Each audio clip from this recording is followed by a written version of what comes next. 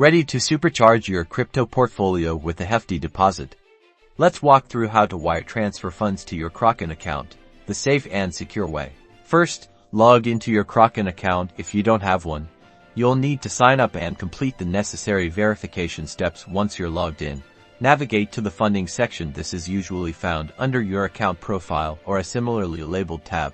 On the funding page, you'll see a list of deposit options. Choose wire transfer. Kraken supports wire transfers in various currencies, so make sure to select the currency that matches the currency of your bank account. You'll now be presented with Kraken's wire transfer instructions. This is crucial. Carefully note down the following information: the bank name, account number, SWIFT, BIC code, and the beneficiary name. Double-check everything. Any errors could delay or even prevent your transfer. Now, head over to your bank's website or visit your local branch. Initiate a wire transfer and carefully enter the information you obtain from Kraken's wire transfer instructions into the appropriate fields in the reference or memo field. Include your Kraken account ID. This helps Kraken identify your deposit quickly.